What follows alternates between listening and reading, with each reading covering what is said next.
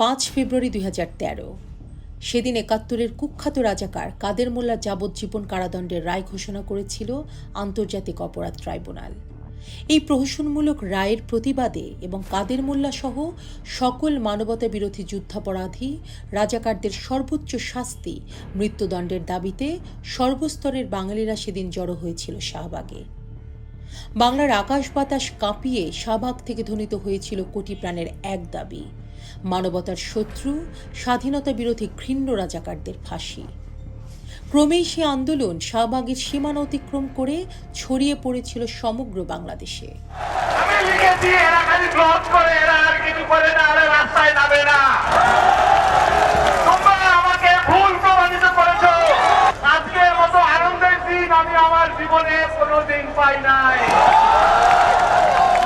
দেশপ্রেমিক বাঙালিদের সেই গণদাবির মুখে এক পর্যায়ে এক এক করে সকল যুদ্ধাপরাধীর বিচার কার্যকর হতে শুরু করেছিল, যা শুরু হয়েছিল কাদের মোল্লার ফাঁসির মধ্য দিয়েই।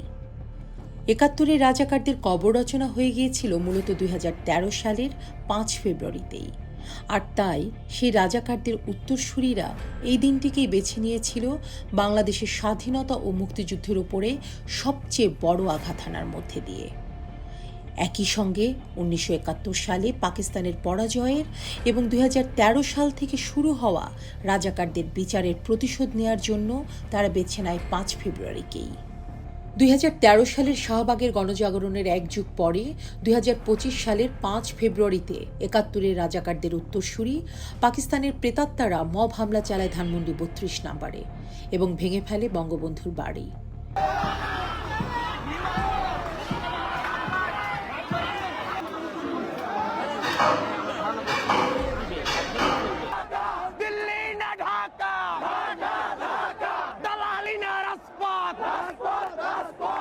চারি সাইডে তো মানুষ কেন, আর এখানে একটা স্বৈরাচারের বাড়ি ছিল, সেটা কোথায়? এই বাড়িটি ছিল বাংলার ৭.৫ কোটি মানুষের স্বাধীনতার স্বপ্নের আতুর ঘর, প্রতিটি মুক্তিকামী বাঙালির সকল আশা আকাঙ্ক্ষার ঠিকানা। ১৯৭১-এর ২৬শে মার্চের প্রথম প্রহরে এই বাড়ি থেকেই বঙ্গবন্ধু শেখ মুজিবুর রহমান ঘোষণা করেছিলেন বাংলাদেশের স্বাধীনতা, দিয়েছিলেন যার যা কিছু আছে তাই নিয়েই মুক্তিযুদ্ধে ঝাঁপিয়ে পড়ার নির্দেশ। এখানে সংরক্ষিত ছিল মুক্তিযুদ্ধের দলিলপত্র সহ ইতিহাসের আরও অনেক গুরুত্বপূর্ণ নথিপত্র। বাড়িটির সাথে সাথে সেই সবকিছুই ধ্বংস করেছে স্বাধীনতা বিরোধী রাজাকারদের বংশধরেরা। সুপ্রিয় দর্শক ও শ্রোতা মণ্ডলী, আজ আমরা আপনাদের সামনে তুলে ধরব স্বাধীনতা বিরোধী সেই গণশত্রুদের মধ্য থেকে কয়েকজনের পরিচয়। চলুন তাহলে শুরু করা যাক।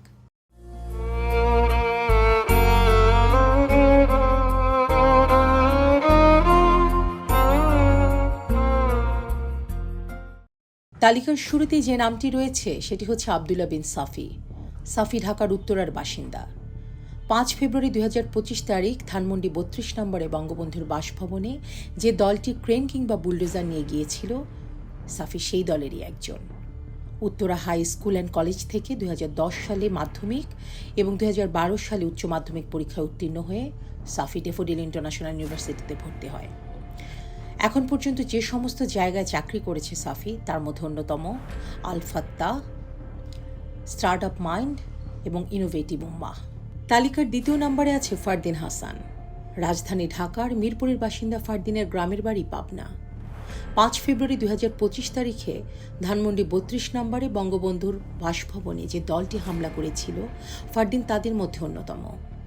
ফারদিনের রাজনৈতিক পরিচয়: তিনি সহমুখপাত্র বাংলাদেশ গণতান্ত্রিক ছাত্র সংসদ। Mirpur cantonment public school and college থেকে মাধ্যমিক এবং বীরশ্রেষ্ঠ নূর মোহাম্মদ পাবলিক কলেজ থেকে উচ্চ মাধ্যমিক সম্পন্ন করে নর্থ সাউথ ইউনিভার্সিটি থেকে LLB শেষ করেছেন ফারদিন।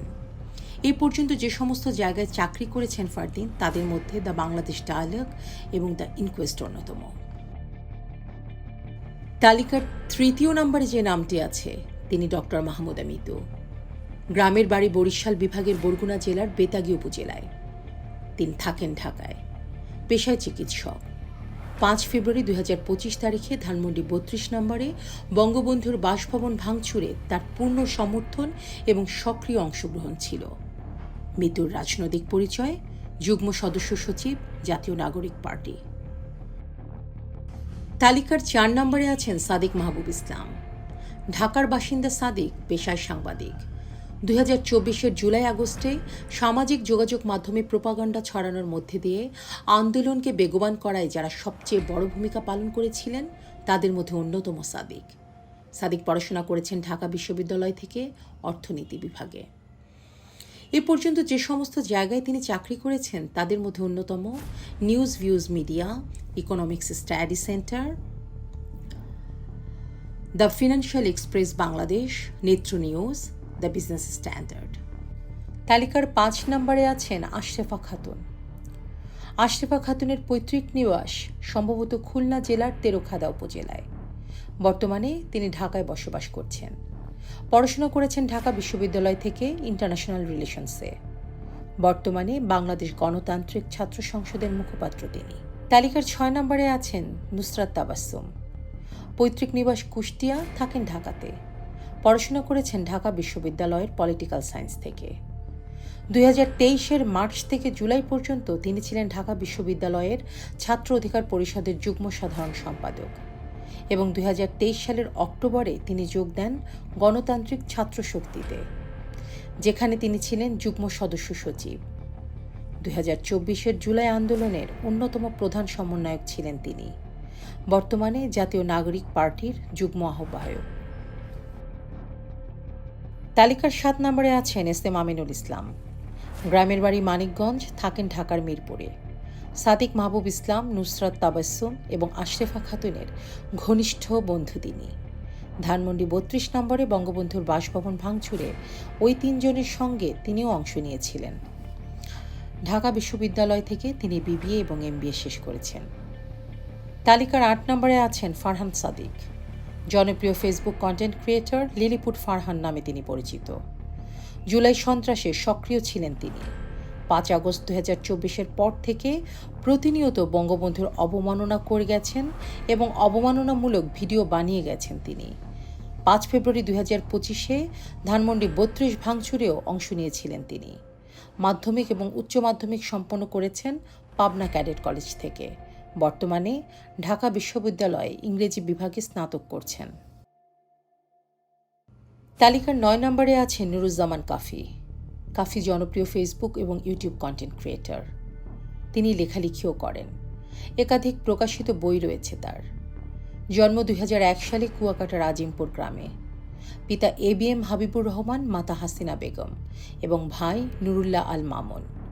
দারুন নাজাত সিদ্দিকিয়া কামিল মাদ্রাসা থেকে দাখিল এবং আলিম সম্পন্ন করেছেন তিনি।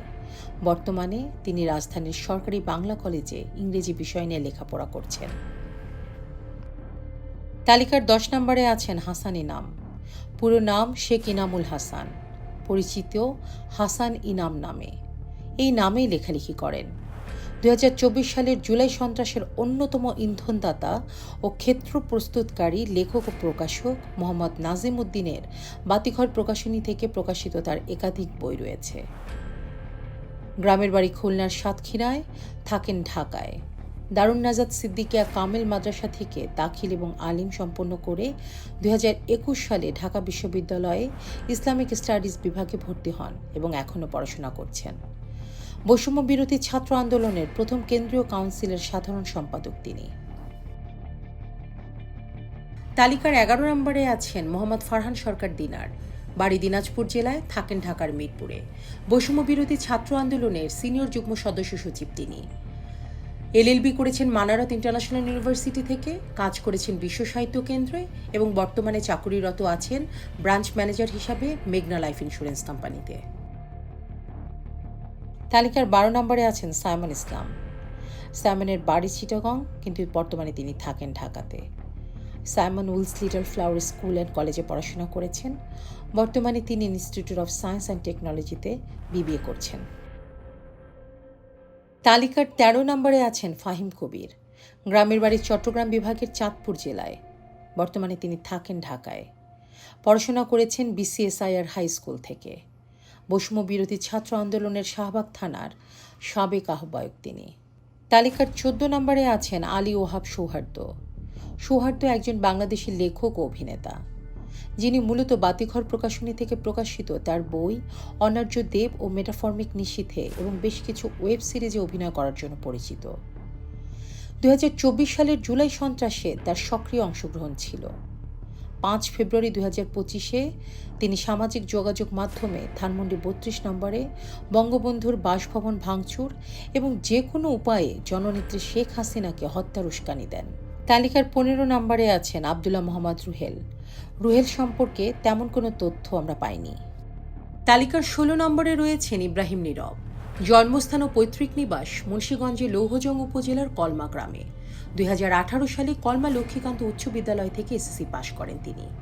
বর্তমানে শেখ বোরহানুদ্দিন পোস্ট গ্রাজুয়েট কলেজে অর্থনীতি নিয়ে অনার্স করছেন। বর্তমান ঠিকানা পোস্তা, লালবাগ, ঢাকা।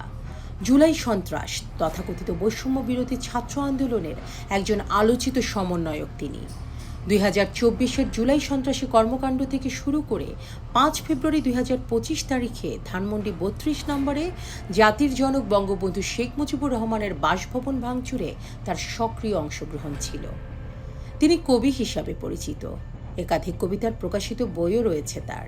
2023 সালে প্রকাশিত হয় তার প্রথম কাব্যগ্রন্থ দ্য বাস্টার্ড উন্নয়ন। 2025 21 বইমেলায় প্রকাশিত হয় তার কাব্যগ্রন্থ ভয়তন্ত্র। তালিকার 17 নম্বরে আছেন অবসরপ্রাপ্ত মেজর ফেরদৌস কায়সার খান। পৈতৃক নিবাস সিলেটের হবিগঞ্জে। বর্তমানে বসবাস করছেন চট্টগ্রামে। বাংলাদেশ সেনাবাহিনীর একজন অবসরপ্রাপ্ত মেজর তিনি। ধানমন্ডি 32 নম্বরে জাতির জনক বঙ্গবন্ধু শেখ মুজিবুর রহমানের বাসভবনে হামলা ও ভাঙচুরে তার সক্রিয় অংশগ্রহণ ছিল। সেনাবাহিনীর চাকুরি থেকে অবসর গ্রহণের পর 2020 সাল থেকে 2024 সাল পর্যন্ত জেনারেল ম্যানেজার পদে কর্মরত ছিলেন একে খান অ্যান্ড কোম্পানি লিমিটেড নামক একটি বেসরকারি প্রতিষ্ঠানে। বর্তমানে স্টার পোর্সেলিন লিমিটেড নামের আরেকটি বেসরকারি প্রতিষ্ঠানে সিনিয়র জেনারেল ম্যানেজার হিসেবে তিনি কর্মরত আছেন। মেজর ফেরদৌস কায়সার খান সিলেটের এমসি কলেজ থেকে 1990 সালে এইচএসসি পাশ করেন। এমডিএস করেন ডিফেন্স ম্যানেজমেন্ট স্ট্র্যাটেজি লিডারশিপে Bangladesh defence services command and staff college থেকে। এমএসএস করেন পলিটিক্যাল সায়েন্সে ন্যাশনাল ইউনিভার্সিটি অব বাংলাদেশ থেকে। এরপর তিনি করাচির আইবিএ থেকে সাপ্লাই চেইন ম্যানেজমেন্টের উপর আরেকটি ডিগ্রি নেন। মজার ব্যাপার হচ্ছে পৃথিবীর এত ভালো ভালো ইউনিভার্সিটি থাকতে তিনি কেন করাচিতেই গেলেন এমবিএ করতে? কেন গেলেন তিনি করাচিতে এমবিএ করার জন্য? পাকিস্তানের সাথে মিলে বাংলাদেশ বিরোধী ষড়যন্ত্রের অংশ হতে কি? তালিকার 18 নম্বরে আছেন জোবায়ের হোসেন। ঢাকা কলেজের পরিসংখ্যান বিভাগের ছাত্র জোবায়ের থাকেন ঢাকায়। পৈতৃক নিবাস খুলনার দর্শনায়। বাংলাদেশ গণতান্ত্রিক ছাত্র সংসদের সাবেক যুগ্ম আহ্বায়ক এবং জাতীয় ছাত্র শক্তির 1 নং যুগ্ম সাধারণ সম্পাদক তিনি। 19 নম্বরে আছেন পারভেজ। গ্রাম উত্তর কাঞ্চনা, 3 নং ওয়ার্ড, বেড়া স্কুল, খন্দকারপাড়া, থানা সাতকানিয়া, জেলা চট্টগ্রাম। 20 নম্বরে আছেন জাহাঙ্গীর আলম। গ্রাম মালিগ্রাম, ইউনিয়ন মুড়িয়া, উপজেলা বিয়ানীবাজার, জেলা সিলেট। 21 নম্বরে আছেন ওমর ফারুক জাহিদ। পিতা সাহেব আলী। গ্রাম প্রতাপপুর, 4 নং উত্তর ঝলম ইউনিয়ন, উপজেলা মনোহরগঞ্জ, জেলা কুমিল্লা। 22 নম্বরে আছেন মোহাম্মদ হোসাইন। পিতা আব্দুল আলী হুজুর। গ্রাম জাহানপুর, 9 নং ওয়ার্ড, উপজেলা চরফ্যাশন, থানা শশীভূষণ, জেলা ভোলা। তালিকার 23 নম্বরে আছেন মাহফুজ হোসাইন। পিতা জহির হোসেন। গ্রাম নবাবপুর, উপজেলা শাহরাস্তি, জেলা চাঁদপুর। 24 নম্বরে আছেন শাহাদাত হোসেন। পিতা শাহজাহান মিয়া। গ্রাম আতাকরা, ইউনিয়ন উত্তরদা, উপজেলা লাকসাম, জেলা কুমিল্লা। 25 নম্বরে আছেন মেহেদি হাসান। পিতা মুসলিম কন্ট্রাক্টর। গ্রাম মোহনপুর, বাতাঘাসী ইউনিয়ন, উপজেলা চান্দিনা, জেলা কুমিল্লা। 26 নম্বরে আছেন খান মোহাম্মদ আবু সিদ্দিক ওরফে ভাইরাল সিদ্দিক। ঠিকানা বটতলী, নতুনহাটি, 2 নং ward, Taranagar union, Keraniganj model থানা, ঢাকা। 27 নম্বরে আছেন সোহাগ আবদুল্লাহ। পিতা মৃত সোলাইমান ফকির। গ্রাম হাটগোবিন্দপুর, পোস্ট অফিস সোনাপুর, উপজেলা বাগাতিপাড়া, জেলা নাটোর। 28 নম্বরে আছেন মোহাম্মদ মানিক মিয়া। পিতা মোহাম্মদ ইয়াসিন আলী। গ্রাম চরগোবিন্দপুর, থানা বড়াইগ্রাম, জেলা নাটোর। তালিকার 29 নম্বরে আছেন তানজিম আহমেদ তানভীর। ঠিকানা অষ্টাধর ইউনিয়ন, ময়মনসিংহ সদর উপজেলা, ময়মনসিংহ। 30 নম্বরে আছেন মোহাম্মদ সাব্বির রহমান। রাজশাহী কলেজের ভূগোল ও পরিবেশ বিভাগের শিক্ষার্থী তিনি। গ্রাম বিশ্বাসটোলা, ডাকঘর দেবীনগর, থানা চাঁপাইনবাবগঞ্জ সদর, জেলা চাঁপাইনবাবগঞ্জ। তালিকার ৩১ নম্বরে আছেন আরিফুল ইসলাম রিঙ্কু, গ্রাম তেতইতলা, পোস্ট বিকে রায়পাড়া, উপজেলা গজারিয়া, জেলা মুন্সিগঞ্জ। ৩২ নম্বরে আছেন আজাহার মাসুদ, চট্টগ্রাম জেলার ফটিকছড়ি উপজেলার ১ নং বাগানবাজার ইউনিয়ন ৩ নং ওয়ার্ডের হাসান আলীর ছেলে তিনি। ৩৩ নম্বরে আছেন কেফায়েতুল্লাহ, গ্রাম আতাকরা, ইউনিয়ন উত্তরদা, উপজেলা লাকসাম, জেলা কুমিল্লা। ৩৪ নম্বরে আছেন মিরাজ হোসেন, পিতা জান্টু সর্দার, ঠিকানা ৩ নং শফিপুর ইউনিয়ন, মুলাদী উপজেলা, বরিশাল জেলা। ৩৫ নম্বরে আছেন ফাহাদ, গ্রাম শিবপুর, ইউনিয়ন নোয়ান্নই, উপজেলা নোয়াখালী সদর, জেলা নোয়াখালী। ৩৬ নম্বরে আছেন মোহাম্মদ আলী, ঠিকানা আজিম হাবিলদার বাড়ি, ১ নং ওয়ার্ড, পশ্চিম গহিরা, রাউজান, চট্টগ্রাম।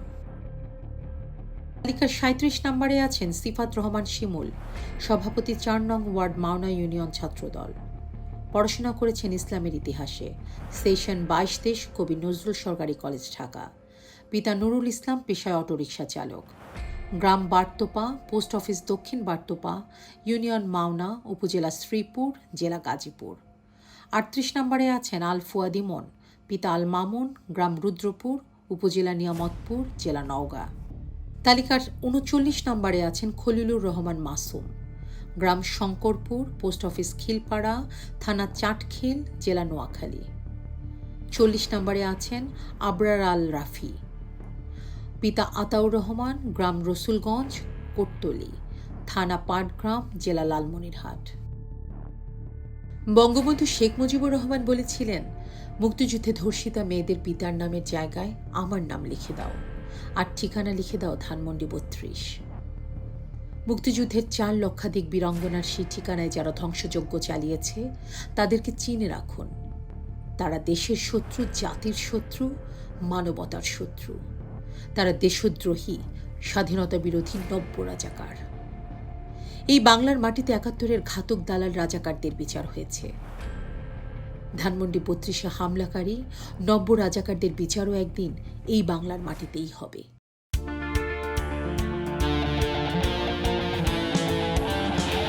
কারা মোর ঘর ভেঙেছে স্মরণ আছে, কারা মোর ঘর ভেঙেছে স্মরণ আছে, সে আমার রক্তে ধোয়া দিন। চেতনায় হানছে আঘাত, চেতনায় হানছে আঘাত, চেতনায় হানছে আঘাত, জাগ জনতা দুরন্ত সঙ্গী, দুরন্ত সঙ্গী। কারা মোর ঘর ভেঙেছে স্মরণ আছে, কত দেহ প্রাণ হলো বলিদান, কত ফুল গেল ঝরে। রক্তের নদী পাড়ি দিবে যদি বৈঠা চালাও জোরে। ভাঙা তরি আর ছেঁড়া পাল নিয়ে লড়বে মুক্তি সেনা, শকুনের হাতে স্বাধীনতা লাঞ্ছিত হতে সে দেবে না। বেয়োনেটে রাইফেলে আজ যে সাথীর প্রাণ গিয়েছে, সে প্রাণের বদলা নিতে প্রাণে প্রাণ আজ জেগেছে। জেগে ওঠো সবে মুক্তির রবে, যুদ্ধ তামামা উঠুক বাজিয়া, সে কল ভাঙিয়া রক্তে রানিয়া যোদ্ধার সাজে ওঠরে সাজিয়া। হারিয়েছি সব ভয়ে আর কিসে হারানোর কিছু নেই, সোনার বাংলা বাহু মেলে আছে আমাদের আশাতেই। বেয়োনেটে রাইফেলে আজ যে সাথীর প্রাণ গিয়েছে, সে প্রাণের বদলা নিতে প্রাণে প্রাণ আজ জেগেছে। সে আমার রক্তে ধোয়া দিন, চেতনায় হানছে আঘাত, চেতনায় হানছে আঘাত, চেতনায় হানছে আঘাত, জাগ জনতা দুরন্ত সঙ্গী, দুরন্ত সঙ্গী। কারা মোর ঘর ভেঙেছে স্মরণ আছে।